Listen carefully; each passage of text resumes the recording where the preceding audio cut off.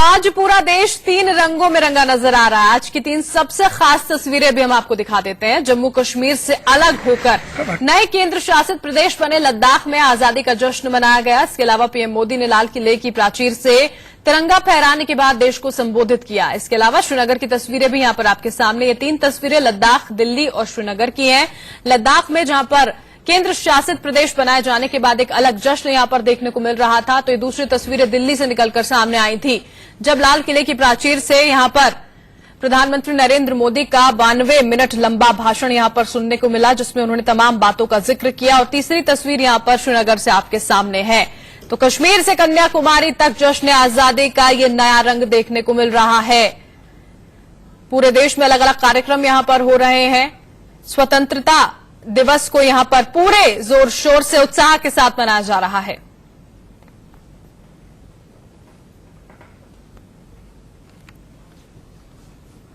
और प्रधानमंत्री नरेंद्र मोदी की ओर से अपने संबोधन के दौरान कौन सी मुख्य बातें यहां पर कही गई हैं, वो जरा देखिए। अनुच्छेद 370,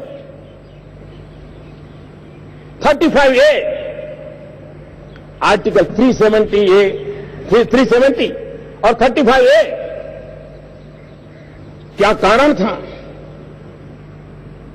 इस सरकार की पहचान है, हम समस्याओं के टालते भी नहीं हैं, हम समस्याओं को टालते भी नहीं हैं और न ही हम समस्याओं को पालते हैं।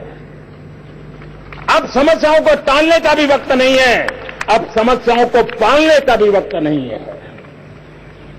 जो काम पिछले 70 साल में नहीं हुआ, नई सरकार बनने के बाद 70 दिन के भीतर भीतर आर्टिकल 370 और 35A को हटाने का काम हमारी मुस्लिम बेटियां, हमारी बहनें, उनके सर पर 3 तलाक की तलवार लटकती थी, वो डरी हुई जिंदगी जीती थी। 3 तलाक की शिकार शायद न हुई हो, लेकिन कभी भी 3 तलाक की शिकार हो सकती हैं, ये भय उसको जीने नहीं देता था, उसको मजबूर कर देता था। अगर इस देश में हम सती प्रथा को खत्म कर सकते हैं, हम भ्रूण हत्या को खत्म करने के कानून बना सकते हैं, अगर हम बाल विवाह के खिलाफ आवाज उठा सकते हैं, हम दहेज में लेन देन की प्रथा के खिलाफ कठोर कदम उठा सकते हैं, तो क्यों न हम 3 तलाक के खिलाफ भी आवाज उठाएं। आज देश में व्यापक रूप से चर्चा चल रही है, एक देश एक साथ चुनाव।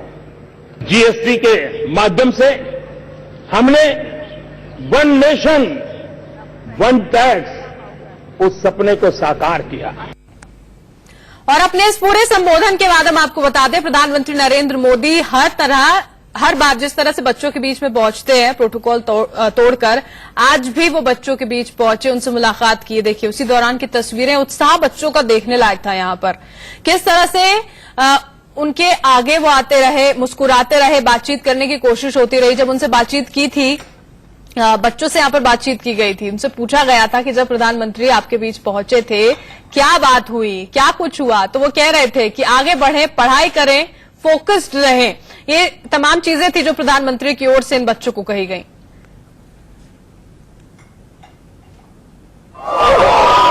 प्रधानमंत्री नरेंद्र मोदी ने 30 बार लाल किला के प्राचीर से झंडा फहराया और उसके बाद राष्ट्र को उन्होंने संबोधित किया और झंडोत्तोलन के बाद अपने भाषण देने के बाद बच्चों के बीच गए और ये बच्चे हमारे साथ हैं।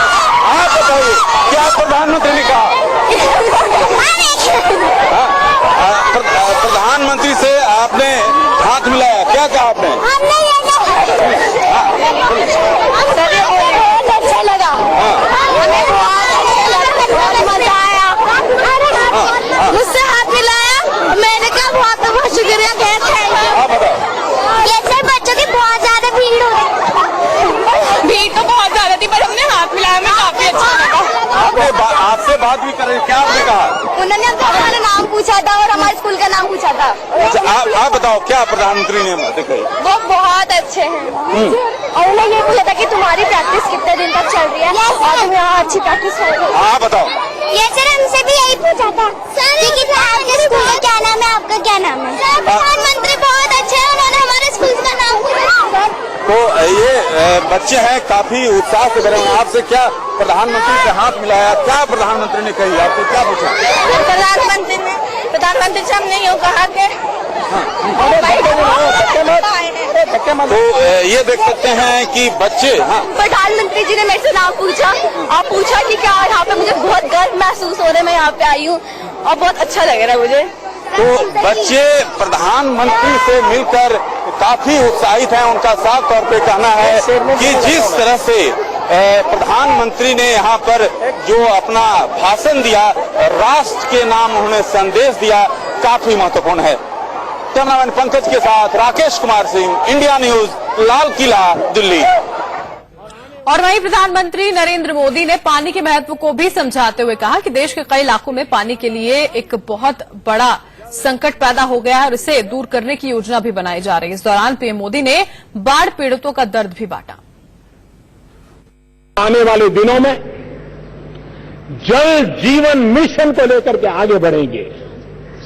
ये जल जीवन मिशन, इसके लिए करीब केंद्र और राज्य साथ मिलकर के काम करेंगे और आने वाले वर्षों में 3.5 लाख करोड़ रुपए से भी ज्यादा रकम इस जल जीवन मिशन के लिए खर्च करने का हमने संकल्प किया।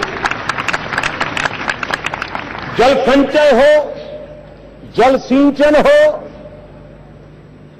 वर्षा के बूंद बूंद पानी को रोकने का काम हो, समुद्री पानी को या वेस्ट वाटर को ट्रीटमेंट करने का विषय हो, किसानों के लिए पर drop more crop micro irrigation का काम हो, पानी बचाने का अभियान हो, पानी के प्रति सामान्य से सामान्य नागरिक सजग भी बने, संवेदनशील भी बने, पानी का महत्व समझे। हमारे शिक्षा क्रमों में भी बच्चों को भी बचपन से ही पानी के महत्व की शिक्षा दी जाए। पानी संग्रह के लिए, पानी के स्रोतों को पुनर्जीवित करने के लिए हम लगातार प्रयास करें और हम इस विश्वास के साथ आगे बढ़ें कि पानी के क्षेत्र में पिछले 70 साल में जो काम हुआ है, हमें 5 साल में 4 गुने से भी ज्यादा उस काम को करना होगा। अति वर्षा के कारण, बाढ़ के कारण लोग कठिनाइयों से जूझ रहे हैं। कईयों ने अपने स्वजन खोए हैं। मैं उनके प्रति मेरी संवेदनाएं प्रकट करता हूं और राज्य सरकार, केंद्र सरकार, एनडीआरएफ, सभी संगठन नागरिकों का कष्ट कम कैसे हो, सामान्य परिस्थिति जल्दी कैसे लौटे, उसके लिए दिन रात प्रयास कर रहे हैं।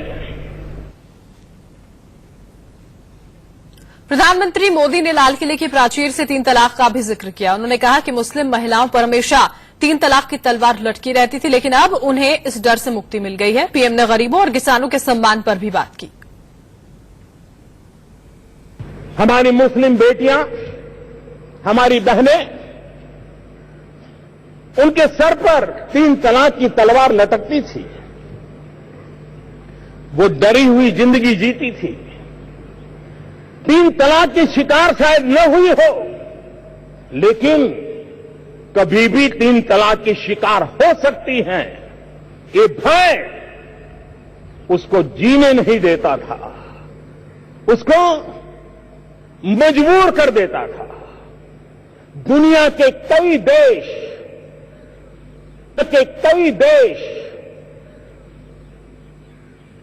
इस्लामिक देश, उन्होंने भी इस कुप्रथा को हमसे बहुत पहले खत्म कर दिया, लेकिन किसी न किसी कारण से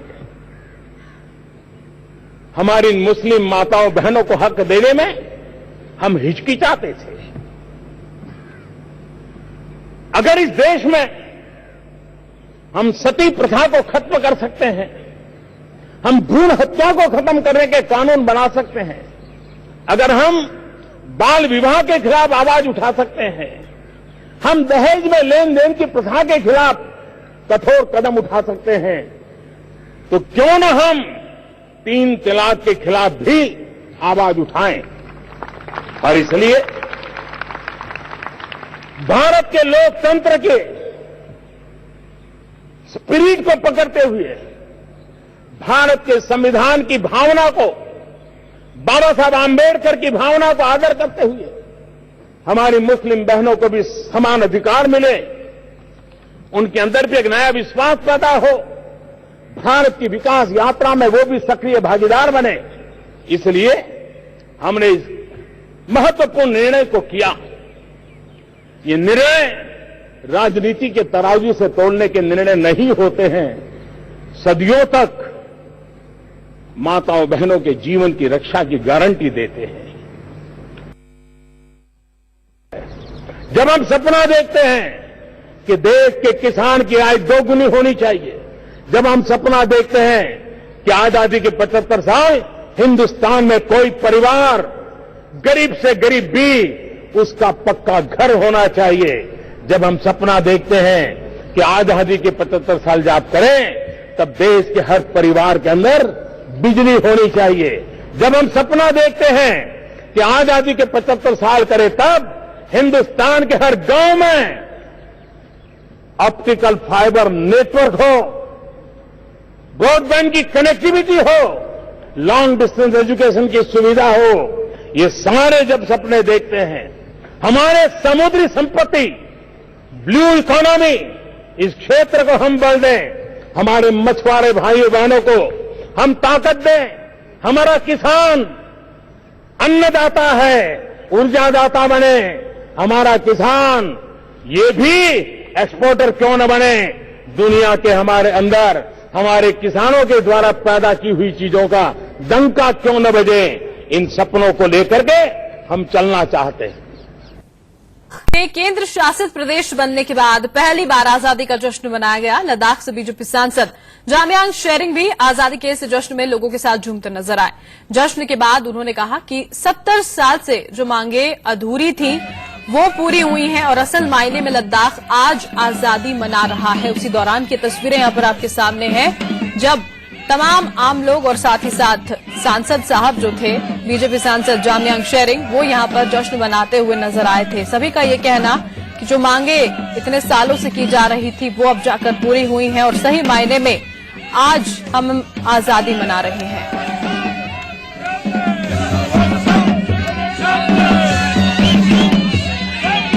खास में हम पूरे लद्दाख वासियों के लिए पहला जो स्वतंत्र दिवस है, जिसको 7 दशकें जो है लद्दाख वालों ने संघर्ष करने के बाद यहाँ के जो वासियों के जो एस्पिरेशन है, पॉलिटिकल एस्पिरेशन, डेवलपमेंट स्पिरिट को अचीव करने के बाद ये हमारा पहला स्वतंत्र दिवस है और ये पूरे लद्दाख खित्ते में भव्य जश्न के साथ मना रहे हैं।